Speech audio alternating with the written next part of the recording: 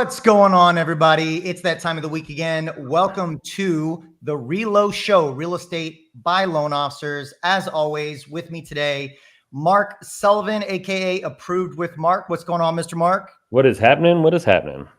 And last but definitely not least, Mr. Candido Diaz at Candid Mortgage Guy. Man, the most blatantly upfront and honest guy that I know. That's how he got the nickname. And I'm Sean Richard at the Real Sean Richard.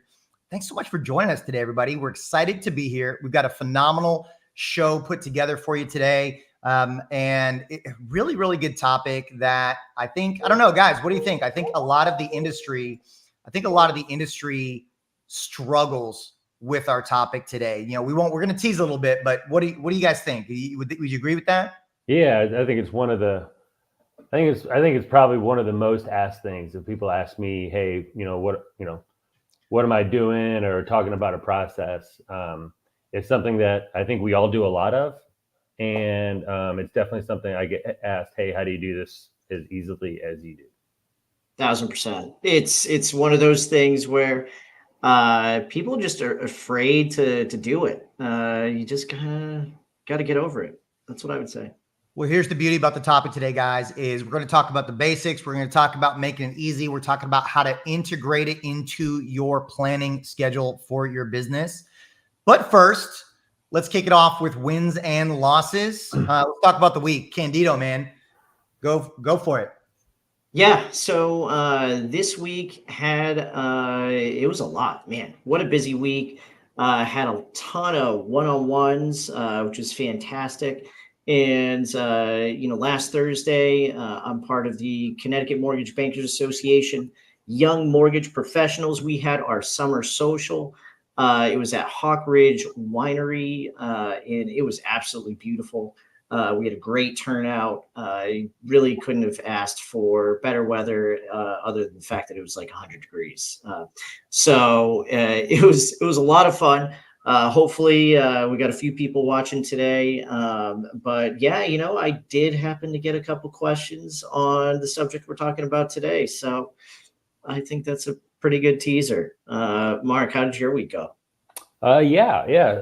Well, I did spend half of it in the city of New Orleans. I know that shocks everybody here. But I got you beat on the hot one part, buddy, because that was insufferable. I'll never go back there in August. But I did get one of my wins is I got a promotion in my referral group. I'm now the creative director of the group. It's one of the leadership roles. I'm very excited about it. I'm very excited to help push that group even further than it is.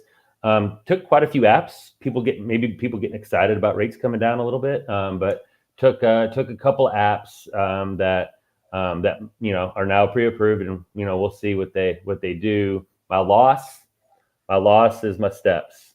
I had 30 consecutive days of 10,000 steps, and sometimes the day just doesn't line up to allow me to do it, and couldn't make it happen yesterday, but I'm gonna try to make up for it today, and that's it. What about you, Sean? You got it, man. Well, honestly, my big win for the week was my step count yesterday. Actually, I am not quite as active as you guys. I've always got to find extra ways to be active throughout the day. But yesterday I did manage to break the 10,000 step mark. So, 1 day streak. So far, so good. And I would say my loss for the week, man, my shitty moment for the week was really last Friday. Thursday, I went to a networking event. We ended up at a whiskey bar, and Thursday was a win. Friday morning, not so much a win. I can attest to that. Oh man, you looked rough. More of a loss. But had a great time. Met a lot of great people at the networking event. Had a few great drinks at the networking event, but it definitely made me a little bit sluggish on Friday. So I'd say that's my loss for the week. Oh, it was rough. All right, guys. Well, hold on. I will give you a lot of credit, though. You still showed up. and that does say something about you. So, which is congrats on that. more than you said about some people after the same situation came to us. Hey, showed up. But yeah. Hey, don't hate on Coquito night in the Diaz household, okay? Hey, Come on. it happens. Come on. It happens. That is Hey, for and sure. you know, I will say, you know, it's hard to resist a really, really well made old fashioned. So That is 100% True. true. It That's happens. It that's a happens. favorite of mine. well, guys, It's a favorite. we teased it earlier. Phenomenal topic today, gang. We are talking about content creation, but we're not just going to keep it. We're not just going to talk about, oh, you need to create content and this is how you do it. You know, creating content in the current real estate environment is critical for your business success. We need to be seen as well as known, liked, and trusted. And creating video content for social platforms is the seminal way of being seen. So we're going to talk about the critical ways to make content creation easy, simple, and efficient for your business. And Candido, you are the resident content creation expert of the bunch. So why don't you tell us a little bit about kind of your thoughts on how we can help our audience, whether they're in real estate or whether they're Sure. a loan officer. How can we help them make content creation simple? So if I'm looking off screen, it's because I took notes. I obviously get super passionate about creating content. I think first and foremost, you have to have fun doing it. Otherwise, you are not going to do it. At least that's the way I look at it. So to start very basic, you know, there's a lot of things that you can use. Look, your phone is more than capable of handling pretty much every type of content that you want to film. Just use it. When you really want to start getting into the nitty gritty, look, you want to, you know, kind of upgrade your sound quality. You could start with some simple headphones or AirPods. You know, then upgrade to wireless mics. I know, Sean, you have kind of the same sort of wireless mics. I think they cost like 30, 40 bucks on Amazon. For me, the type that I got, it comes with two of them and it just attaches right into your phone. Highly recommend it. And then, you know, you can get a tripod, right? I have some for my phones that could just sit on my desk. It's really simple, very, very cheap. Or, you know, for some of my shoots that I like to do, I actually have a professional tripod, which, guys, it costs like, I don't know, 15, 20 bucks. It's really not that expensive, especially for what it's going to give you, right? Another little tip and trick that I was taught probably about 6 months ago, use your watch. For those of us that are Apple users, I don't know why you wouldn't be. The smartwatch has an app where it connects to your phone. So very simply, you can go ahead, set up your tripod with your phone on it, look at your watch and adjust. You can actually record from your watch, or you can just kind of set it up so that way you know where you are on the screen. Nice little hack. If you need any help Also, with that, I just want to interject. I want to interject that Androids also have watches sure. that you can use. Sure. So that's a wild thing to say. I can't speak to that sort of technology. Fellas, what else do you got? We're not doing this. You know, honestly, I think the biggest thing is don't overcomplicate it, right? Like you just need your phone. The best way to press play, which is not on your phone, like put it on a tripod, set it up. If you want to control it with your watch, that's fantastic. I prefer setting a timer, right? I prefer to set a timer. We can't go into it now. If we had an hour-long show, I'd go into how to do awesome videos on Instagram just using timers. But that's how I do it. So I'll set it to like 5 seconds. I'll watch it count down, and I'll just go talking, and then you can edit it from there. It's super simple. It's not hard, right? You don't have to get a green screen. You don't have to get all this stuff. Just use the background you're using, like the obvious, you know, me sitting in my office behind me. There's no background here, right? But no, you don't have to. Candido sits on a park bench. Not on a park bench. He sits on his bench. It's my kid. table. It's a picnic table. Come on now. The kids' Does picnic table. Does a picnic table not have a bench? Okay. Anyway, but keep it super simple. Honestly, my biggest takeaways from this topic now is,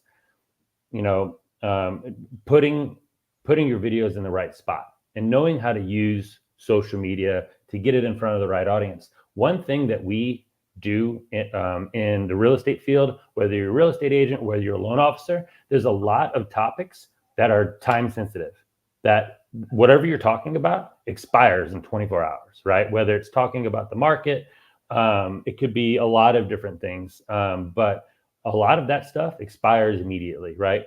Make a story. Make it a story so that it expires in 24 hours. Because people that listen to that, unless you want to put disclaimers everywhere and say, hey, this is on this date, this time, yada, yada, yada, just put that as a story and it's going to expire in 24 hours. Right, Mark, dummy it down for us people that don't know, because some people, are you talking about telling a story? What are you talking about? Sure. Yeah. So both Instagram and Facebook have features called a story, where you can take the video, you add the video as a story instead of a post. And that puts it in that top row. And you're scrolling through your phone, you see a bunch of your friends there, and they're all, showing themselves on boats and stuff like that. But you, I don't know what kind of people you hang out with. and you just do it. You talk about the market, whatever you want to do. You talk about this open house that you were at, whatever topic you want to talk about. But you put that as a story, and it's all the time. I want to emphasize this is my emphasize moment of the show. Every time I hear people talk about social media, they say, don't use stories because they expire in 24 hours. And I say, that's ridiculous, because I just gave you a reason to use a story, but that's not even the best one. Not even the best one. If you make a post, whether it's Instagram or on Facebook, if you make a post, share it to your story and do that every other day. It's going to draw more eyeballs to that post. And you can just link it in your story, make it kind of small, kind of turn it like this so that it's odd. And then you're like, here, check this out, type of thing. But make a post, put a video, share it to your story every other day to get eyeballs to it, because that story is going to expire in 24 hours. So sharing it multiple times doesn't stick it all over your timeline, and it puts eyeballs on it. So that's one unique way to use it that I haven't really seen around. I think that might be a Mark special. What about you, Sean? Well, Mark, so tell us about, we've referenced video, right? We've referenced posts, we've referenced stories. So what are your thoughts, Mark, on, quantity and types of content that maybe we should be putting out on a weekly basis to get sufficient attention and eyeballs on our brand? Yeah. So my opinion is that we don't overcomplicate this, right? Because, and I know we're going to differ here a little bit because we have in the past, but in my opinion, it doesn't matter what you say. What matters is that your friends see you talking about what it is that you do. And you're identified as somebody that does mortgage. Now, I'm not saying that don't give good information, don't have quality stuff, because it's going to be there for people to come back and reference later. Mark, let me pause you for a second. So what I was hoping to get into is, so what are your thoughts on like frequency and types of posting? Like, should we be posting like five video reels a week, 18 story? Like what are those? What are your thoughts on that? Mark was defending himself without knowing what he was talking about. It's like, I know you're not. My cadence is 2 for them, 1 for me, 1 for my business. And what that means is when I post, it's all going on my personal page. I'm going to post 2 posts that I want interaction from. It has nothing to do with business. Really probably has nothing to do with my likes. I do it strictly because I know, because either I've seen it happen or I believe that it's going to get a lot of attention. that's really important, because if I get a lot of attention on other posts, Facebook's going to put other attention on the post that I want to have, right? And another post is going to be just something that I like, not business wise. And the other one is going to be business post. The reason is, don't overdo it. If everything you do is business posts, unless that's the vibe you want on your page, people are going to stop listening, and Facebook won't show it. Like that's proven. They'll just slow roll your post if all you're doing is getting business. Gotcha. Well, there are three key ways to make content creation simple, easy, and it can feel overwhelming. So if we're creating or expected or wanting to create large quantities of content, my personal opinion, and Mark, we do differ a little bit here. My personal opinion, just from a types and frequency of content creation, I subscribe to a video reel every other day, maybe one Monday, Wednesday, Friday. Separate those by traditional posts on Tuesday and Thursday, and then throughout the week, try to get 3 stories posted every single day. Usually a morning, an afternoon, and an evening. And like for me, that's not all going to be business related posts. A lot of my stories are some silly personal stuff, things that I don't necessarily want sitting on my profile for an extended period of time. Like you, Candido, I do kind of keep my grid a little bit looking decent, not as fanatical as you were, but I do want it to reflect what I'm about and what my target audience is. So the 3 critical ways in my opinion, to make content creation simple, easy, and at scale is, number 1 is to record yourself. So right now, as we're on this podcast, I've got my phone set up over here recording me. So that way I can take this video, this audio, I can chop it up. Candido's doing the same thing. I can chop it up and extract 2, 3, 4, 5 different clips of 10, 15, 30 seconds, maybe upwards of 60 seconds to turn that into short form content. So phenomenal, quick, easy. So if you're a real estate agent, if you're a loan officer out there, if you do Zoom calls, that's a phenomenal way to create content simply and easily, because on those Zoom calls, you're typically answering questions that a lot of home buyers or home sellers want to know the answers to. You're probably providing additional education. All of this is content that you can put out on your social media. So very simple way is to record yourself on those Zoom calls, or even record audio. At the very least, you can take some of that content and turn it into B-roll, just something in the background, where then you're putting actual content in text on the screen. So that's one really easy way. The second easy way to create large amounts of content is to batch your content. We're all full of knowledge, and being able to sit down and have an intentional blocked out time where you're creating a large scale amount of content. Maybe you're sitting down and you're saying, okay, well, these are the 5, 10, 15, 20 topics that I want to create content about, and then mapping and scripting those out. So that way you can then turn around and record maybe 10 to 15 videos all at once. And then you simply sit down for another maybe hour and a half, and you edit those. So within a 3 to 4 hour window, you could script everything out, you could record everything, and then edit all of those. And let's say that you did 15, and like me, you're doing 3 video reels a week. Well, you've got 3 weeks of content, all from a 3 to 4 hour session. So that's another phenomenal way to make content creation easy at scale.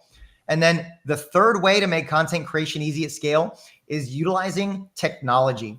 You've got things like ChatGPT that can help you ideate ideas for your ideas. Is that even a thing? Ideate content to give you ideas. If you struggle with that creative aspect of coming up with the initial ideas, ChatGPT is a huge help there. And then once you've recorded content, for instance, like this video that I'm recording now, there's a technology called Opus Clip, also called Opus Pro, where you can upload longer videos, and it will utilize AI to chop those videos into short form content, 15, 30, 60 seconds. and it will automatically caption those for you. And it'll even give you a virality score. So that way you can have an idea of how popular that content's going to be. So those are 3 amazing ways to create large amounts of content quickly, easily. Is record yourself. Hey, Sean, let me cut you off a little bit here. When you're making, I got a question for you. Whenever you're making content, whenever you're making your content like that and you're posting, what other ways are you using to get, or what methods are you using to get as many eyeballs on those videos and on those posts as possible? So usually I'm sharing them. So one, I'm putting them on all the platforms that the video makes sense, whether it's YouTube Shorts, whether it's TikTok, whether it's Instagram, whether it's Facebook. In some cases, LinkedIn. LinkedIn is a very different audience and type of post. So I'm leveraging all the platforms that make sense. And I would say to everyone listening out there, don't start with all the platforms. Start with, pick 1 or 2 platforms, and that will get you started. Another way is I want to take offline eyeballs and I want to put them on my online profile. So I also include links to my content in emails that I send out to my audience, whether it's, hey, here's a video of the week, and it takes them to my Instagram video. I want to drive as many eyeballs and as much attention to my online profiles as possible. And that's not only through online channels. I want to leverage offline channels as well. Maybe I'm doing an event and I have links to some key question and answer videos that I've done, utilizing QR codes or URLs. So there's lots of offline ways to drive traffic and eyeballs to your online content as well.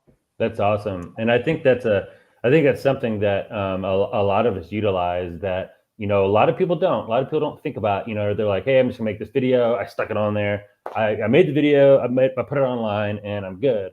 But you want is like, one, not only is it putting more eyeballs on your videos, but it's putting the right eyeballs, because you can get very, very intentional about whose eyeballs are touching that when you send them a link to go see it. I love that idea too. I utilize that. I like to send a longer email and then stick it. Hey, check this out. Blah, blah, blah, type of thing. So that's awesome. That's awesome. So another way, I want to jump in here. Mm-hmm. So another way to get more eyeballs is different collaborations, to be able to tag people that that are in your posts or in your stories. One thing that I do, like I've said many times, every single morning I'm watching a podcast, I'm watching a show, watching something educational or having to do with, real estate, right? So sometimes if I think something's really good, I'll go ahead, I will take a picture, snap it, and then go ahead and tag that person or that show. And sometimes those people will go ahead and share it as well. I just did. I was just talking about the event that I had last week with Connecticut Mortgage Bankers Association. I always take a ton of pictures because I'm always thinking about what I can use for content, pictures, videos. And afterwards I created a video or a reel using CapCut, which if you're not using CapCut, you 1000% should be.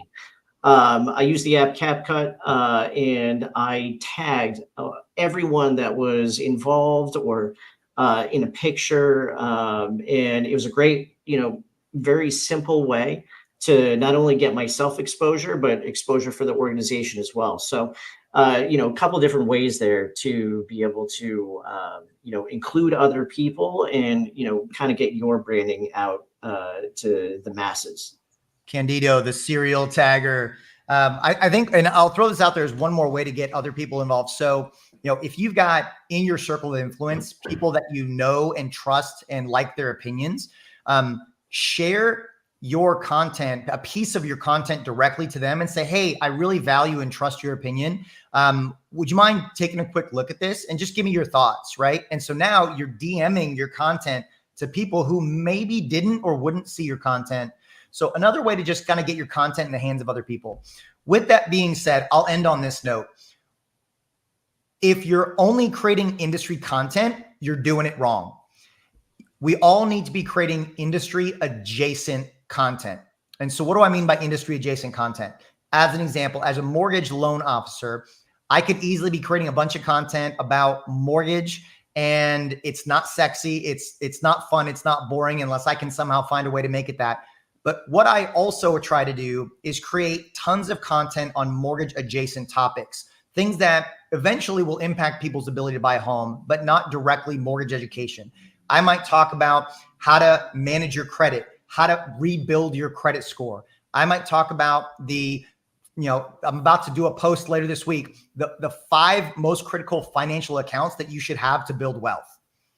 So talking about those types of topics. If you're a real estate agent, what's adjacent to real estate? Well, it's communities. So talking about the, 5 best restaurants in, Grapevine, Texas, talking about the 3 top communities for first-time home buyers in the DFW Metroplex, doing business owner interviews with local business owners in your community. There's a ton of industry adjacent content that we can be creating that's going to attract more people, because we're not just talking about our business and what's related to our business. So go out there, make a bunch of content using the things that that you like, that you're good at, and leveraging your knowledge, and you will start to attract the audience that you want and ultimately grow your business. Guys, thoughts? Any parting notes for our audience today? No, I always have something to say. I know you don't, Mark, so that's fine. Okay. I'll jump on that. Be yourself. Have fun. Whether you're kind of have a sarcastic ass type humor like myself, or you're more serious. Be who you are on camera, because otherwise it shines through. People can see right through you if you're not yourself. So be yourself, have fun with it. And, I think that's the best way to move forward and create content. For sure. Absolutely. Don't worry. Got real estate. It doesn't say got mortgages, got real estate. They got social media. All right. I'd like to thank everybody for tuning in today. This episode 38 of the Relo Show. Guys, we're almost at a full year. Thank you so much for tuning in. It's been a pleasure bringing this to you guys today. Mark Candido, it's always a blast getting to give with you guys on Tuesday, bringing some amazing topics and content to our audience. We're here every Tuesday, 11 a.m. Central, noon Eastern. Until next time, for Candido, Mark, I'm Sean. Thanks for tuning in today. Bye, everybody.